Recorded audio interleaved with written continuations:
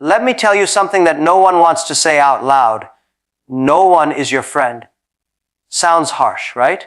But it's true, especially when you're building something. When you're struggling, when you're trying to rise, in the beginning, everyone will smile at you, clap for your ideas, say, you can do it. But the moment you start growing, start doing better than them, watch what happens. Suddenly silence, jealousy, doubt, distance. I remember when I started out, I thought friends would support me. I thought they would cheer me on. Some did for a while.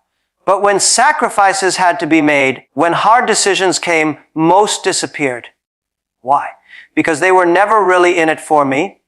They were in it for what they could get. Let's be honest. Friendship fades when interests collide. It's easy to be friends when nothing is at stake. But when your success threatens their comfort, you become the enemy. So what do? You stop expecting.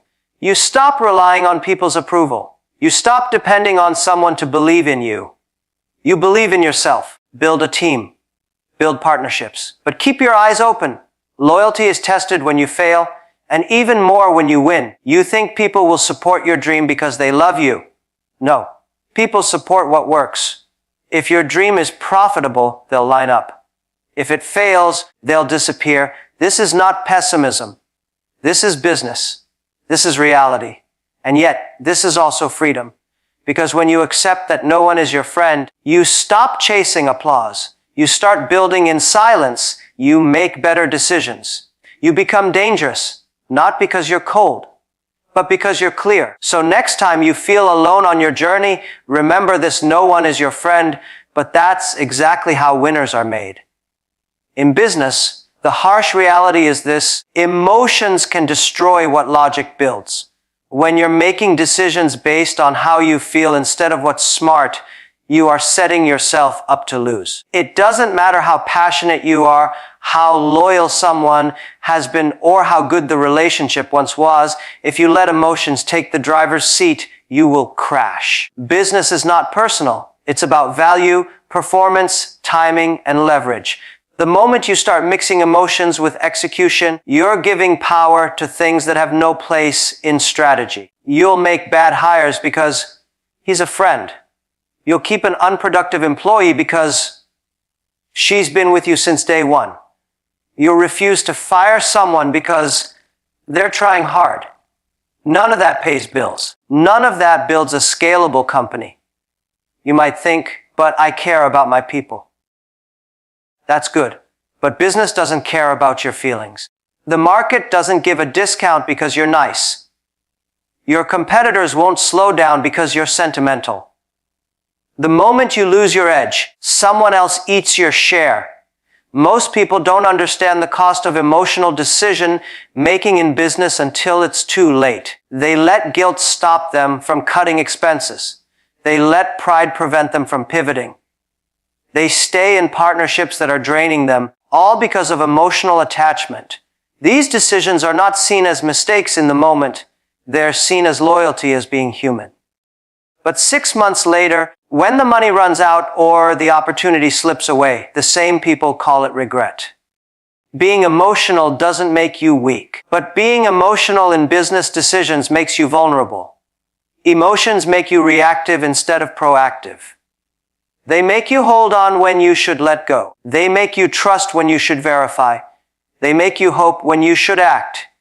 A founder once said, "I didn't fire my co-founder even though he was killing the company, because we were best friends." By the time he made the move, the damage was already done. The company lost investors, missed product deadlines, and nearly collapsed. Why? Because he confused friendship with accountability. The market didn't care that they were friends. The customers didn't care that it was an emotional decision. All that mattered was delivery, and they failed to deliver. This happens every day. People mistake loyalty for performance. They assume that someone who wants to win is the same as someone who can win. They choose comfort over truth. They avoid conflict, thinking it's kindness, but in reality, they are just postponing a necessary decision. Emotional leaders make the worst decisions not because they're bad people, but because they're not trained to separate heart from outcome. in a negotiation. If you get angry, you lose leverage. If you get too excited, you reveal your desperation. If you let personal feelings dictate price, timeline, or partnership terms, the other side will take advantage of you. Business is a game of leverage, and emotions erode your leverage faster than anything else. Ask yourself, do you want to be liked or do you want to succeed? Because most of the time, you can't have both. Being respected in business often requires making hard calls, firing good people who are wrong for the job, saying no to attractive but risky opportunities, cutting ties with people you once considered family. Those decisions hurt in the short term, but they protect the long term. This doesn't mean you should become cold or robotic. It means you need emotional discipline. You need to know when to feel and when to decide. Business rewards clarity, not confusion. The clearer your mind is, the more accurate your judgment. Emotion clouds judgment. It distorts risk. It blinds you to red flags. It makes you hold on to what should be let go, chase what should be avoided, and delay what should be done immediately. Most people believe friendships are built to last forever. That's what we're told growing up. Loyalty, support, trust. It sounds beautiful. But step into the world of business, and that idea gets tested fast. The moment money, control, recognition, or survival enters the equation, friendships start to wobble. They shake, crack, and often collapse. Not because people are evil, but because interests change, and when they do, people change with them. You can grow up with someone, go broke with someone, even build something from scratch together. But the minute what you want and what they want are no longer aligned, conflict will follow. It's not personal, it's structural. Because in business, it's not about feelings, it's about position, outcome, and control. Here's what most people don't understand: alignment is everything. Two people can be friends for 10 years, but if one wants to scale fast and the other wants to play it safe, it won't last. If one wants to reinvest profits and the other wants to cash out, it won't last. You'll see tension, resentment, passive aggression, and eventually open betrayal.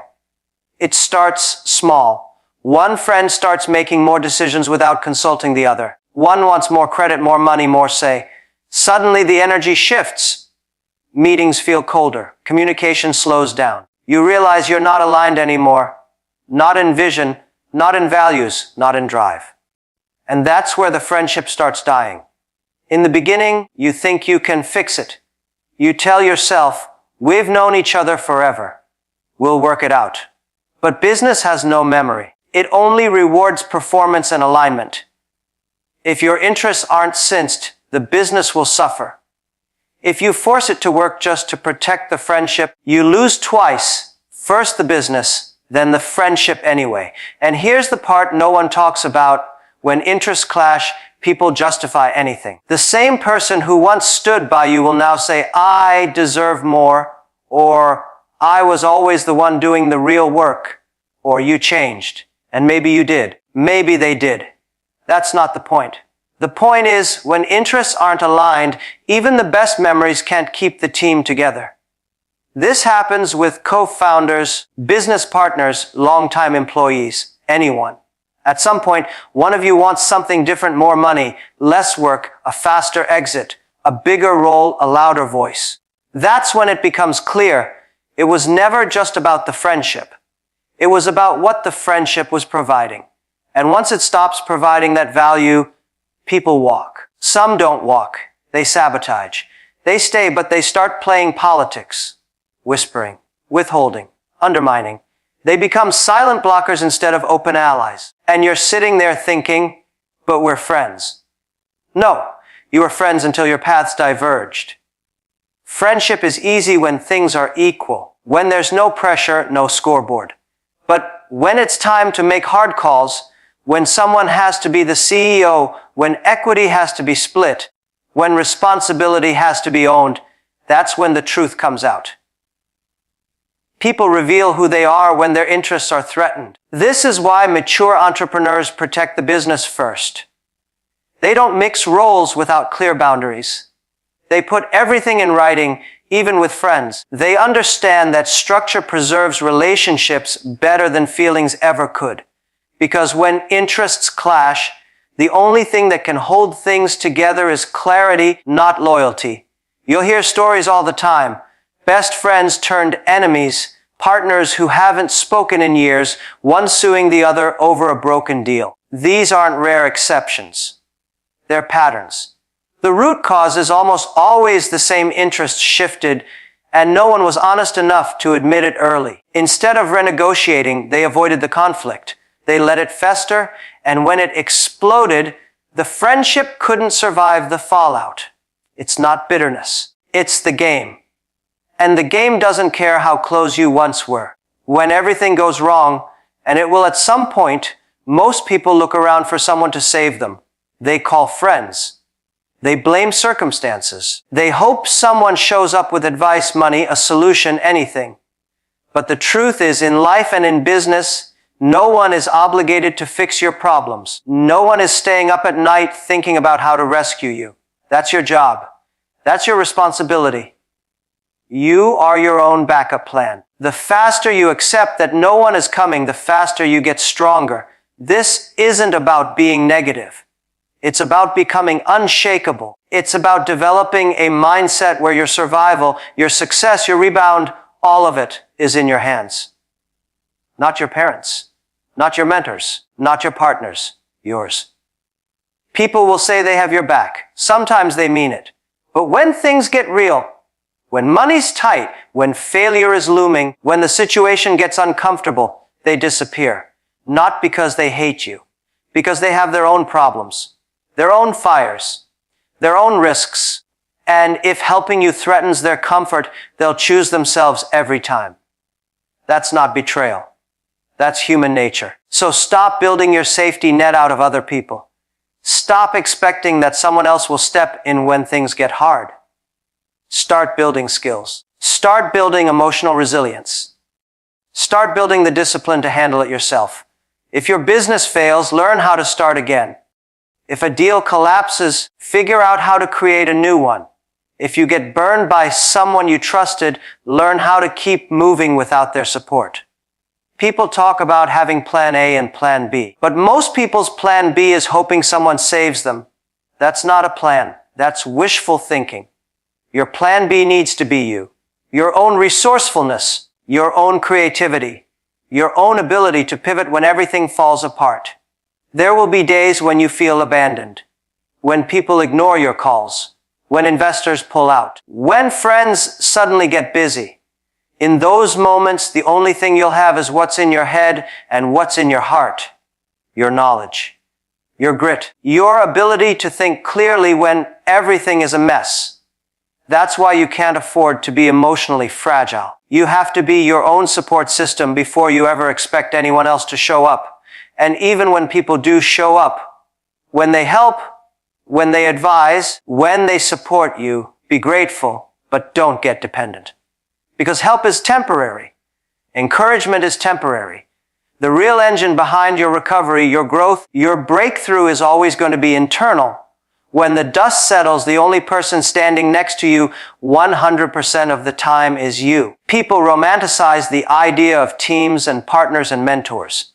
And yes, those things matter, but only if you've already built yourself first. Only if you're solid with or without them. A team is powerful when each person can stand on their own. A partner is valuable when you're not leaning on them to carry all the weight. A mentor is useful when you're already taking action, not when you're waiting around for guidance before you move. The world doesn't owe you support. It rewards those who support themselves first. You have to be your own motivator when no one believes in you. Your own strategist when plans collapse. Your own cheerleader when the silence feels loud. No one can do the internal work for you. No one can train your mind for you. No one can make you bounce back faster except you. People waste years waiting for a lifeline that never comes. They wait for the right timing, the right partner, the right call. But time doesn't stop while you wait. It moves on. Opportunities move on. People move on. And if you're not prepared to move on by yourself, you'll get left behind. One of the most common mistakes people make, especially in business, is assuming that trust comes automatically.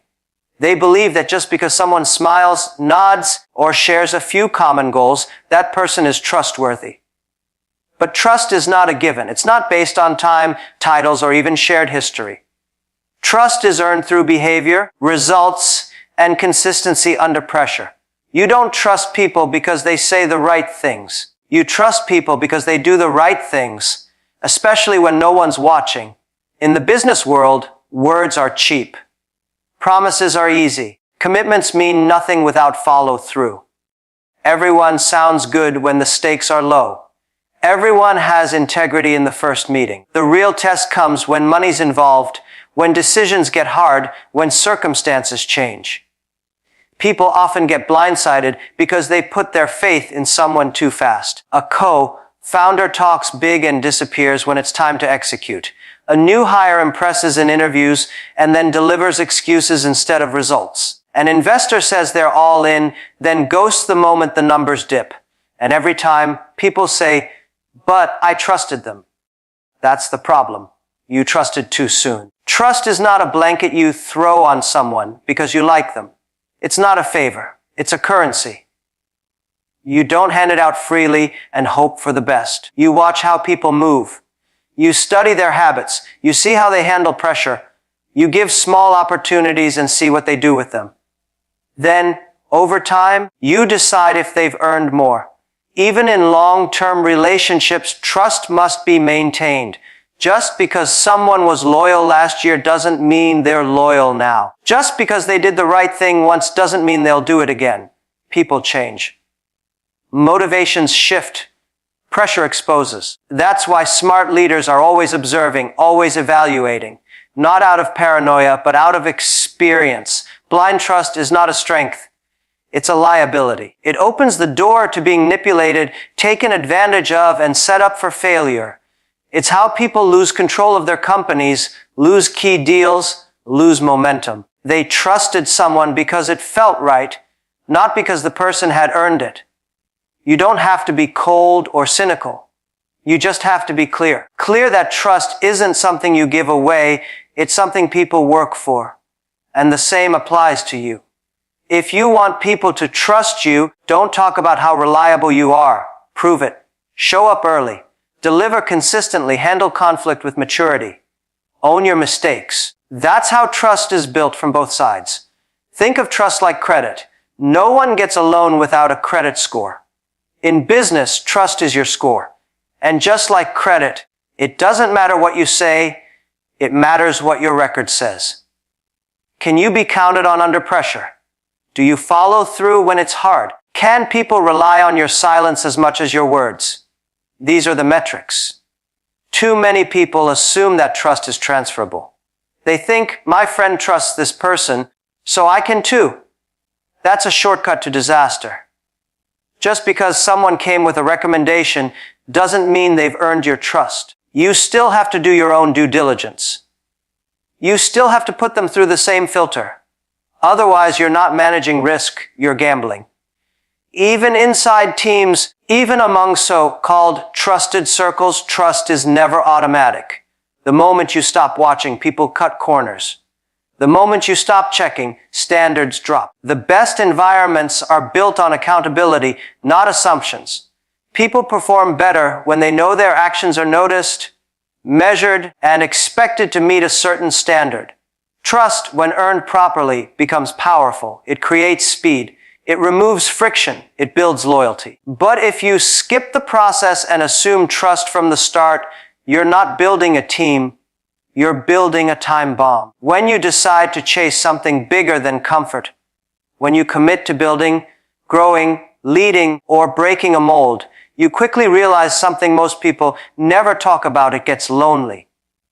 Not because people hate you, not because you isolate yourself on purpose, but because the higher you go, the fewer people understand the weight you're carrying. Everyone wants success, but no one talks about the silence that comes with it. The long nights where you're the only one still working. The decisions you have to make alone because no one else sees what you see. The conversations you can't have because people around you are operating at a different level of urgency, of hunger, of vision.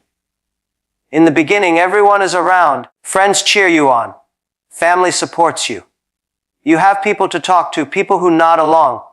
But the moment your pace increases, they start to drop off. You work while they party. You invest while they spend. You evolve while they stay the same. Slowly, your world separates from theirs, not out of arrogance, but out of necessity. The path you're on doesn't leave much room for passengers. People don't talk about the emotional tax of growth. The birthdays you miss, the weekends you give up, the relationships that fade because you no longer fit the same conversations. You start to feel misunderstood, not because you're better, but because you're moving differently. You see through things they still chase. You avoid things they still desire. And so, the distance grows. It gets lonely when you can't share your struggles without being told to take a break. It gets lonely when you can't talk about your wins without someone calling you lucky. It gets lonely when you outgrow your circle, but haven't found your next one yet. And that's where most people break, not from failure, but from the isolation that comes with progress. The climb separates you. It forces you into rooms where you're the least experienced, the least connected, the least understood. You walk into meetings and no one cares about your past. You pitch your vision and people stare blankly. You lead people who don't see what you see and carry the pressure of being responsible when they don't show up. You're expected to stay strong even when you're not sure what's next. This is the part no one claps for. The phase where there's no spotlight. Just silence, self-doubt, and the constant pressure to keep going when nothing feels certain and still. You climb, not because you enjoy the loneliness, but because the vision matters more than the comfort. Because stopping now means betraying everything you started for. Most people quit not because it's too hardly, but because it's too lonely. They miss the comfort of being understood. The ease of having people around who agree with them. The warmth of belonging. So they slow down. They shrink their dreams to fit their environment. They settle. All to feel less alone. And they call it maturity, balance, peace. But deep down, they know they gave up the climb. You will lose people on the way up. Some will walk away. Some you'll have to let go of. Some will quietly fade. And it will sting. But every level requires a new version of you, and not everyone is meant to meet that version. Growth demands space. It demands solitude. It demands that you face parts of yourself that are hidden when you're always surrounded. No one tells you how heavy it is to be the one with the vision, the one who carries the pressure, makes the sacrifices, and takes the risks while others watch from a safe distance. There are days when you'll question everything. Days when quitting feels easier than continuing alone. But that's the nature of the climb. The air gets thinner, the noise gets quieter, and the path narrows the higher you go. In the end, the journey to the top is yours alone. People will walk beside you when it's convenient, but the moment your path threatens their comfort, their ego, or their interests, they will choose themselves. That doesn't make them evil. It makes them human. In business, in life, in any arena where stakes are real and outcomes matter, friendships are fragile. Emotions, trust, loyalty, these are powerful, but they are not permanent. When goals collide, when money's on the table, when things fall apart, you'll find out quickly no one is your friend unless it benefits them too. That's why you must build with eyes open and expectations closed. Respect people. Collaborate. Lead with integrity. But never assume anyone owes you loyalty. Trust must be earned constantly. Interests must align consistently. And when they don't, be ready to stand alone strategically, emotionally, and financially. Your resilience is your real partner. Your discipline is your real support. Your clarity is your true compass. Everything else can shift. When things go wrong, it's not your network, your co-founder, or your old friends who will save you. It's the version of you that prepared for the day when no one else shows up.